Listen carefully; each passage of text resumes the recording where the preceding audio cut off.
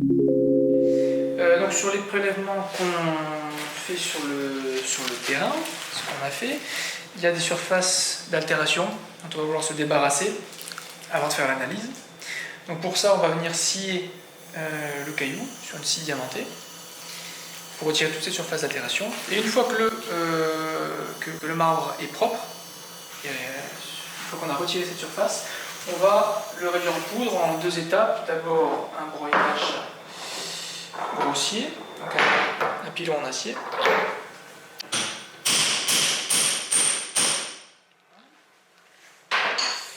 Donc là on a une première poudre assez grossière. Et maintenant on va venir affiner cette poudre avec un mortier en agate.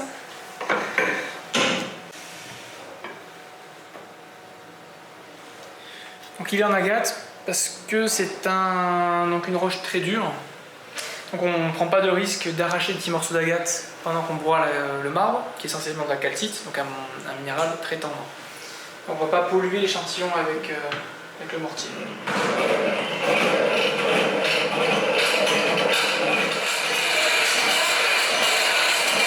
Hop.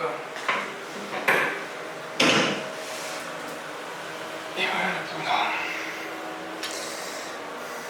Une poudre très fine qui va pouvoir se dissoudre facilement dans les différentes attaques acides qu'on va faire.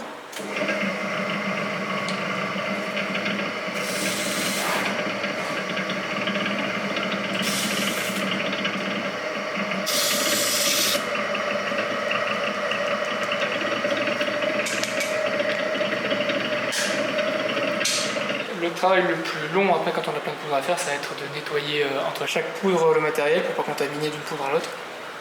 C'est ça qui prend pas mal de temps. Ça c'est une poudre qu'on a fait pour un échantillon de carrière. On avait un gros volume disponible, donc on peut se permettre de réduire en poudre l'ensemble. Comme ça, avec ça, on a de quoi faire plein d'analyses différentes dessus, des RX, ICP-MS, IRMS, etc. Pour le matériel archéologique, on a un volume plus faible de poudre. Ça, c'est le prélèvement total, par exemple. Et sur celui-ci, on doit ensuite aller retirer la surface d'altération. Souvent, ce qu'on fait, c'est qu'on utilise les fraises un peu de dentiste pour récupérer la poudre.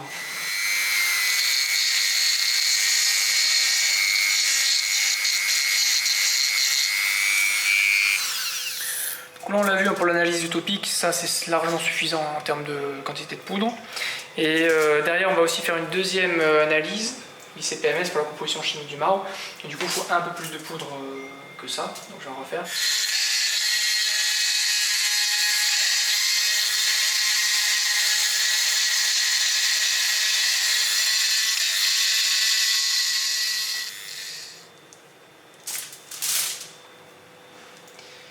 Un peu de côté. Donc là on a de quoi faire les deux analyses ICP-MS et IRMS.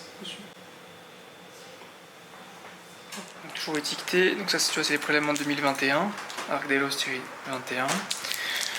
Différents volumes parce qu'on fait toute une série d'analyses. Là on a vu 45 microgrammes, c'est pour l'analyse utopique. Pour la DRX il faut jusqu'à 1 gramme. Il faut de poudre. Donc il y a du matériel archéologique, du matériel de carrière aussi. Syros, Naxos, Tinos, etc. Pour les bases de données.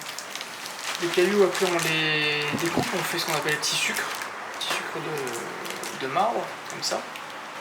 Et ensuite on va venir l'affiner énormément pour pouvoir ensuite le coller sur une lame de verre et le regarder au microscope. Donc là le caillou devient transparent. Donc voilà, on a une lame mince de marbre. On peut regarder à travers. Et après on va le regarder au microscope et on verra les différents minéraux. Je sais pas si tu le vois bien.